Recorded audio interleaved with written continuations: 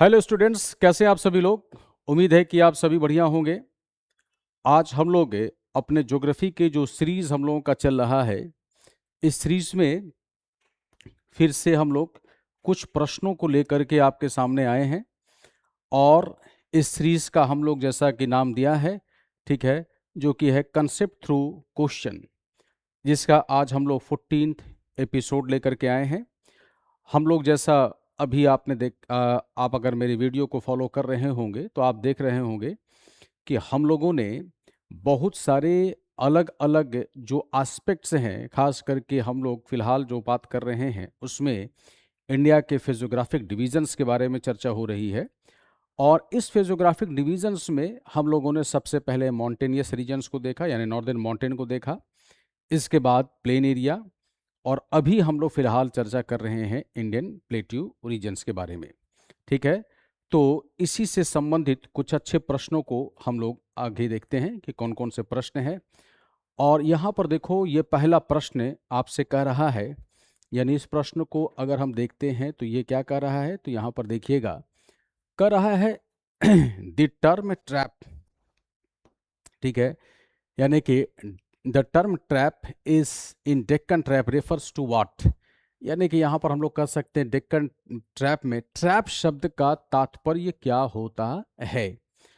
Indian plateau regions में हम लोगों को याद रखना है कि जब हम लोग, यानी कि अगर हम लोग देखते हैं तो खास करके यदि देखा जाए तो यह जो रीजन्स होता है इंडियन रीजन्स का, यह पूरा का पूरा जो रीजन्स हैं इसे हम लोग डेक्कन ट्रैप के नाम से जानते हैं।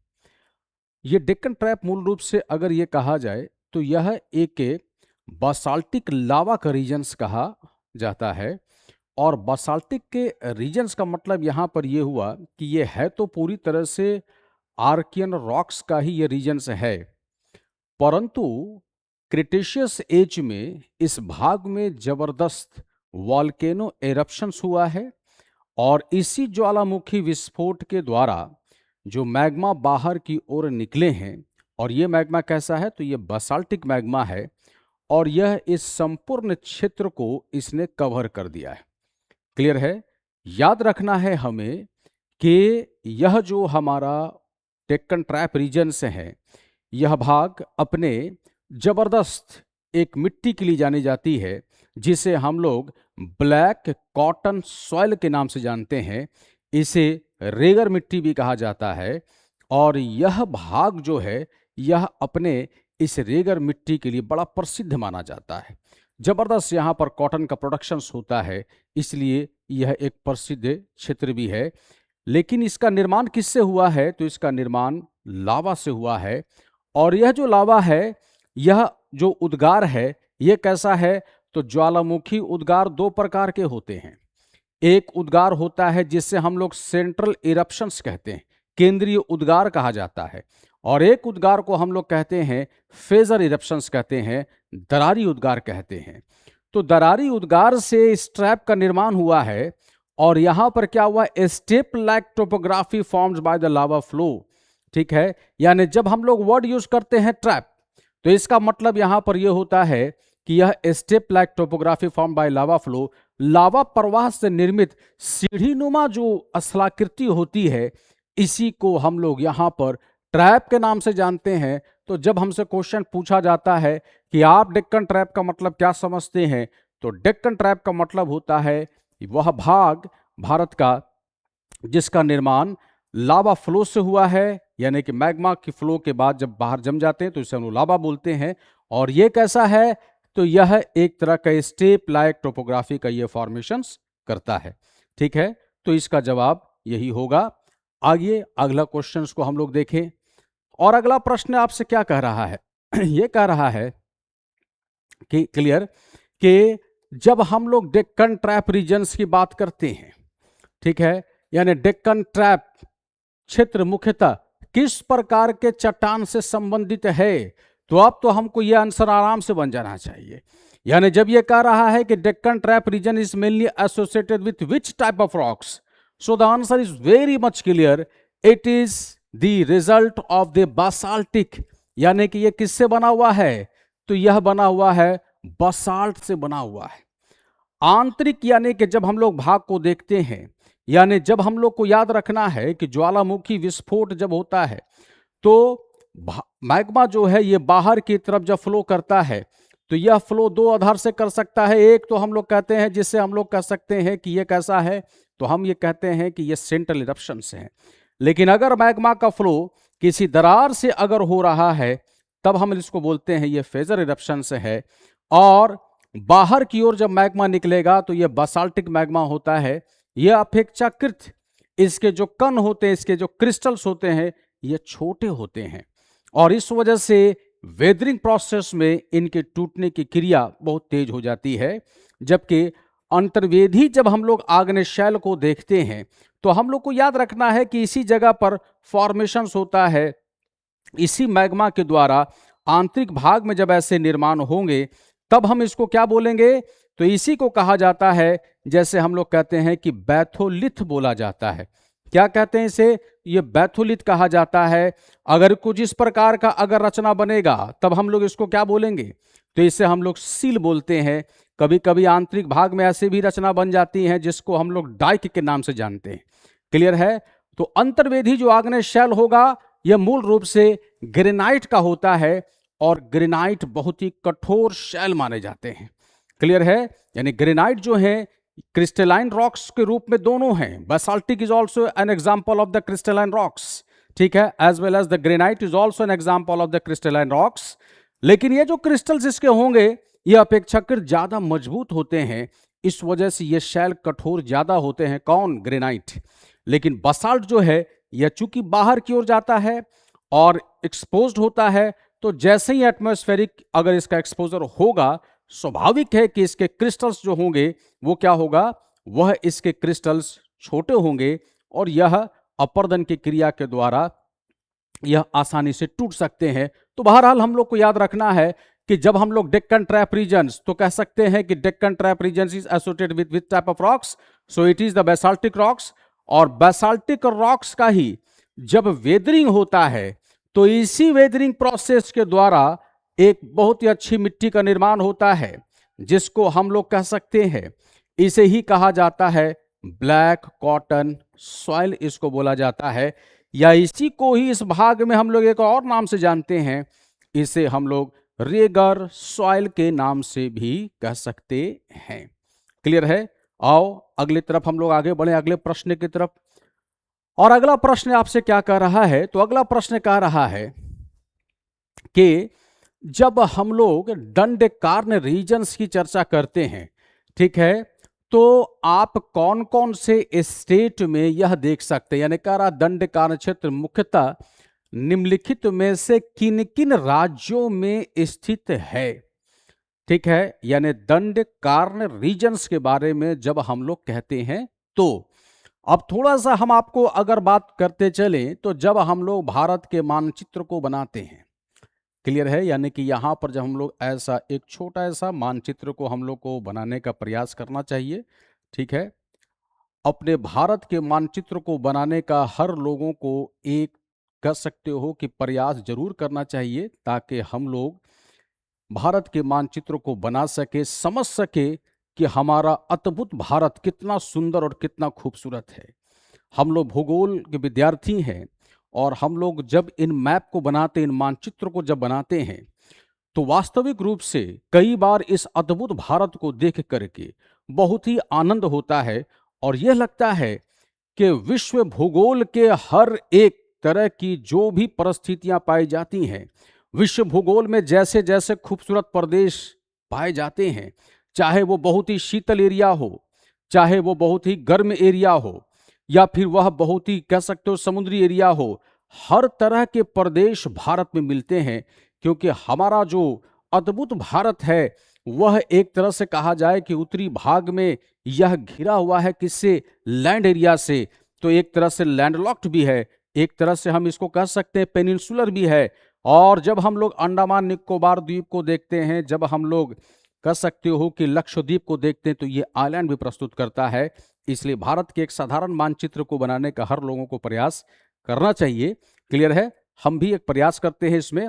अब यहां पर यह क्वेश्चन क्या कह रहा है दंडकारण्य क्षेत्र मुख्यतः निम्नलिखित में से किन राज्यों में स्थित है? तो हमें याद रखना है यह जो प्रदेश है यहां से इन संपूर्ण भाग को हम लोग दंडकारण्य रीजन्स के नाम से जानते हैं। क्लियर है? अब यहां पर अगर देखा जाए तो इसमें छत्तीसगढ़ भी आता है, इसमें उड़ीसा भी आएगा, आंध्र प्रदेश तेलंगाना के भी कुछ भाग इसमें सम्मिलित होते हैं और साथ साथ में आंध्र प्रदेश भी इसमें सम्मिलित होगा। ठीक है, ये सभी के सभी प्रदेश जो हैं वो दंडकारण्य क्षेत्र के रूप में जाने जाते हैं। तो इसका मतलब यहां पर अगर हमसे क्वेश्चन पूछा जाए कि दंडकारण्य क्षेत्र में इसमें से कौन कौन से स्टेट आएंगे, तो हमारा जवाब इसमें होगा कि सभी प्रदेश, कहने का मतलब छत्तीसगढ़, उड़ीसा, तेलंगाना एंड आंध्र प्रदेश, ये सभी दंडकारण्य क्षेत्र के रूप में ये माने जाते हैं। क्लियर है? आओ अगले प्रश्न की तरफ हम लोग आगे बढ़ें। और अगला प्रश्न क्या कह रहा है आपसे, और यहां पर देखिए यह प्रश्न कह रहा है, और बेसिकली ये जितने भी प्रश्न हम लोग आज देख रहे हैं ये सभी के सभी किससे है? तो याद रखना है ये इंडियन प्लेट्यू रीजन से रिलेटेड ये प्रश्न हम लोग बना रहे हैं। Malnad region of Karnataka is best described as, ठीक है, कर्नाटक का मालनाड क्षेत्र किस प्रकार के सर्वाधिक उपयुक्त रूप से वर्णित किया जा सकता है? ठीक है, क्या यह कोस्टल अलुवियल प्लेन है? So the answer is no. ठीक है, forested hilly western part of the Karnataka, yes. ठीक है, यह हमारा जो मैसूर प्लेट्यू रीजन से है उस प्लेट्यू रीजन्स का यह वेस्टर्न साइड माना जाता है। ठीक है, और जो इसका ईस्टर्न साइड होता है इसे हम लोग कहते हैं मैडेंस। ठीक है, तो जब हम लोग बात करते हैं मालनद की, जब हम लोग बात करते हैं, यानी जब हम लोग मालनद रीजन्स की बात करते हैं, तो यह वह भाग होता है जो कि कर्नाटक का वनाच्छादित पहाड़िया जो पश्चिमी भाग है, यह अत्यधिक भारी वर्षा का भी यह क्षेत्र माना जाता है। क्लियर है? तो इसमें हम लोग का जवाब यह होगा, यानी कि बी इसका जवाब होगा। आओ अगले प्रश्न की तरफ हम लोग आगे बढ़ें। और अगला प्रश्न आपसे कह रहा है मैदान रीजन्स, देखिए आ ही गया। ठीक है, कह रहा है कि जब हम लोग मैदान रीजन्स के बारे में बात करते हैं, ठीक है, तो वो किसे कहा जाता है? स्वाभाविक है कि पश्चिमी भाग जो है वह क्या है? तो वह भाग हम लोग कह सकते हैं, ठीक है, कि वह पूरी तरह से पठारी प्रदेश है, जिसको हम लोगों ने अभी जस्ट पढ़ा कि मालनद उसको कहते हैं। और उसका जो पूर्वी भाग जो होता है उसे ही हम लोग क्या बोलते हैं? तो इसे ही हम लोग मैदान के नाम से जानते हैं, यानी इससे हम लोग मैदान के नाम से जानते हैं। यह पूर्वी भाग के लहरदार मैदान है जिनमें निम्न ग्रेनाइट की पहाड़ियां पाई जाती हैं। यह एक लहरदार मैदान के रूप में भी जाना जाता है। क्लियर है? और याद रखना है पश्चिमी भाग में अधिक वर्षा होती है, यानी अगर हम लोग बात करें तो मालनद जो रीजन्स है उस भाग में वर्षा अधिक होती है, जबकि उसके जस्ट दूसरे पार्ट जो हैं जिसको कि हम लोग मैदान के नाम से जानते हैं, इस भाग में अपेक्षाकृत कम वर्षा होता है। क्लियर है? आओ अगले क्वेश्चन की तरफ हम लोग आगे बढ़े। तो स्वाभाविक है कि इसका सही जवाब यही होगा। आओ अगले प्रश्न की तरफ आगे बढ़ते हैं। और अब देखिए यहां पर क्या कह रहा है, क्वेश्चन नंबर 6। ठीक है, और क्वेश्चन नंबर 6 हमसे क्या कह रहा है? तो क्वेश्चन नंबर 6 को अगर हम लोग देखें, consider the following states regarding the Mysore plateau. ठीक है, यह कर्नाटक पठार का भाग है। यस, ये कर्नाटक पठार का भाग है। इसकी औसत ऊंचाई 600 से 900 मीटर है, ये भी सही है। इसका पश्चिमी और दक्षिणी भाग में, इसके पश्चिमी और दक्षिण में पश्चिमी घाट स्थित है। ठीक है, तो पश्चिम में तो जरूर है, दक्षिण में पश्चिमी घाट स्थित है, यह कहना सही नहीं होगा। तो इसका सही जवाब केवल हो जाएगा 1 और 2, इसका सही जवाब होगा। क्लियर है? यानी हम लोग अगर इसकी बात करें तो ठीक है। आओ अगले तरफ हम लोग आगे बढ़े। और यहां पर हम लोग को याद रखना है कि जब हम लोग पश्चिमी घाट, पूर्वी घाट, तो पिछले वीडियोस में हम लोग इसके बारे में चर्चा भी किया है। यह जो हमारा पेनिनसुलर प्लेट्यू है, इसका जो पश्चिमी भाग है, जो उसको पश्चिमी भाग का जो आप कह सकते हो कि एक तरह से कहा जाए कि उसका सीमा बनाता है ये पश्चिमी घाट है, और पूर्वी भाग का जो सीमा बनाता है वो हमारा पूर्वी घाट के नाम से जाना जाता है। ठीक है, आइए अगले प्रश्न की तरफ हम लोग आगे बढ़ें। और यहां पर क्या कह रहा है? यहां पर कह रहा है कि निम्नलिखित चोटियों पर विचार कीजिए। ठीक है, यानी कि इन चोटियों पर हमें विचार करना है, और यहां पर इन्हें ऊंचाई के अवरोही क्रम में व्यवस्थित कीजिए। ठीक है, यानी कि ऊंचाई के अवरोही क्रम करने का मतलब है कि अंग्रेजी में इसको हम लोग देखते थे डिसेंडिंग। अब यहां पर इसका मतलब ये हुआ कि ज्यादा से कम की ओर हमें बढ़ना है। ठीक है, तो अब यहां पर देखो सबसे ऊंचा जो है इसमें, यहाँ ने कि अगर हमको ये नहीं भी याद है तो इतना पक्का याद है कि यदि हम लोग इस भाग को देखते हैं तो सबसे ऊंचा भाग जो हमें मिलता है दक्षिण भारत का या फिर पश्चिमी घाट का, वो है 2695 मीटर, जो कि है अनैमुदी। ठीक है, तो अनैमुदी कहाँ पर है? तो हमें याद रखना है कि अनैमुदी इज लोकेटेड इन दी अनामलई हिल। ठीक है, और यह पश्चिमी घाट की सबसे ऊंची चोटी के रूप में भी यह जानी जाती है। ठीक है, इसके अलावा अगर हम देखते हैं तो दूसरे रूप में अगर हम लोग जैसे देखते हैं, तो जैसे जो हमारा मिसा पुलिमा जो है, यह दूसरी सबसे ऊंची चोटी मानी जाती है, क्योंकि डोडा बेटा की जो ऊंचाई है ये 2623 मीटर के आसपास में है, और इससे ज़्यादा ऊंचा चोटी ये है। तो इस आधार पर अगर हम दो देख रहे हैं तो इसका सही जवाब इसमें यही होगा, यानी ए का 1 हो जाएगा। ठीक है, ए में अगर हम लोग देखते हैं तो पहला सबसे ऊंचा, इसके बाद और सबसे कम ऊंची चोटी हमें मुलनगिरी के रूप में हम लोग इसको जानते हैं। तो यह हमारा इसकी ऊंचाई के रूप में अगर हम लोग देखें तो यह इसका सही क्रम होगा। ठीक है, आओ अगले प्रश्न की तरफ हम लोग आगे बढ़ते हैं। और अगला प्रश्न आपसे क्या कह रहा है? तो अगला प्रश्न आपसे कह रहा है कि यदि हम लोग कहें on India map which gap separates the Shillong plateau from the peninsular plateau extension towards the Rajmahal hill. ठीक है, which gap separates the Shillong plateau from the peninsular plateau extension towards the Rajmahal hill. Bharat के मानचित्र पर कौन सा गैप शिलोंग पठार को राजमहल पहाड़ियों के प्रायद्वीपीय पठार के विस्तार से अलग करता है? ठीक है, यानी छोटा नागपुर के जो पठारी भाग को हम लोग देखते हैं, और जब हम लोग आते हैं शिलोंग पठार, तो राजमहल जो भाग है, यानी कि ये राजमहल की जो पहाड़ियां हम देखते हैं, ठीक है, ये राजमहल की जो पहाड़ियों को हम देखते हैं, और यहाँ पर आ जाता है शिलोंग का पठारी भाग जो आता है। ठीक है, जिससे हम लोग इसका एक्सटेंशन कार्बी आंगलोंग तक ये जाता है। तो यहाँ पर हमें कुछ हिल रीजन्स नज़र आते हैं, जिसको कि हम लोग कहते हैं गारू, खासी और जैंतिया हिल के नाम से ये जाना जाता है, और इसी के बीच में एक यह गैप है। ठीक है, तो इसे चूंकि यहाँ पर हम लोग ऐसे देखें कि 1 मिनट इसको थोड़ा सा हम मिटा देते हैं ताकि आपको बढ़िया से समझ में आ जाए। ठीक है, यानी यहाँ पर अगर हम लोग देख रहे हैं तो इस जगह की जो पहाड़ है इसे हम लोग राजमहल हिल कहते हैं, राजमहल हिल कहते हैं।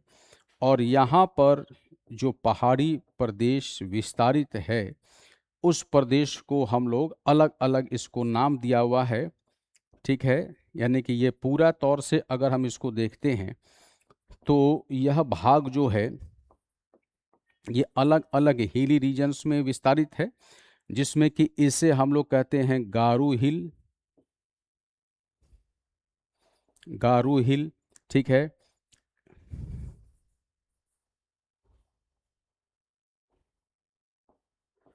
गारू हिल, ठीक है, खासी हिल,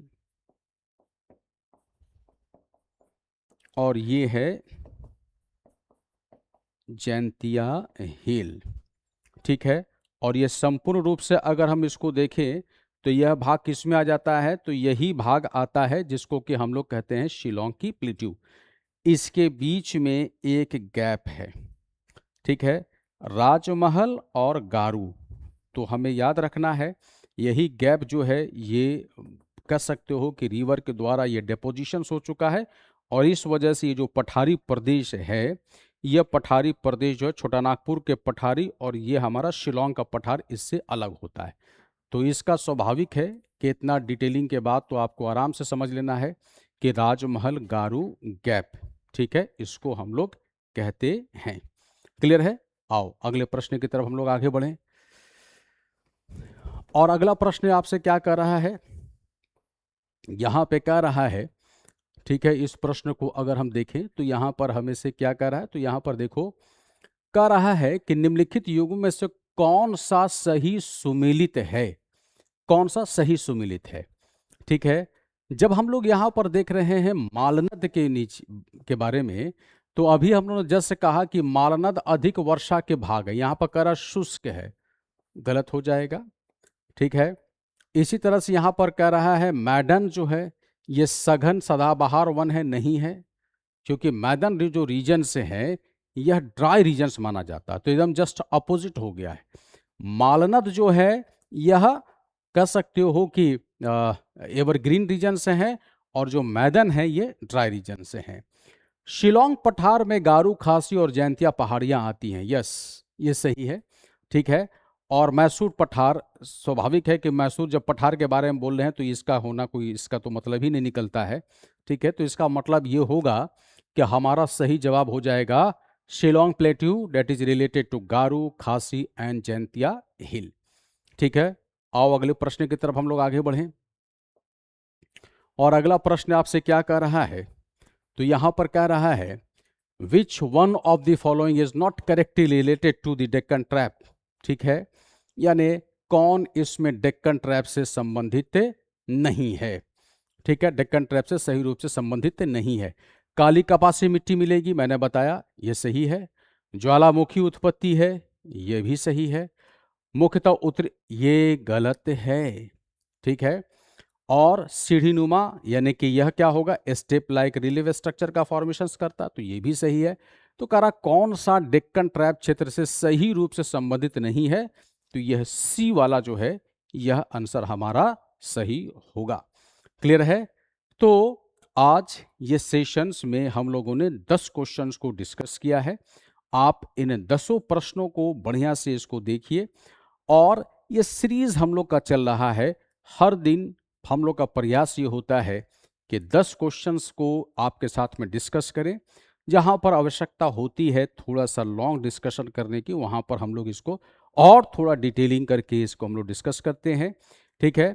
और फिर वही बात, अगर किसी भी क्वेश्चंस में, किसी भी प्रश्न में अगर आपको किसी भी प्रकार का डाउट है, ठीक है, या आप चाहते हैं कि उसके बारे में और थोड़ा सा विस्तार से चर्चा किया जाए, तो कमेंट बॉक्स में ज़रूर कमेंट कीजिए। हम लोग प्रयास करेंगे कि आपके जो भी क्वेरीज हैं उन क्वेरीज पर हम लोग अपना कह सकते हो कि पक्ष रखेंगे, डिस्कस करेंगे। Thank you.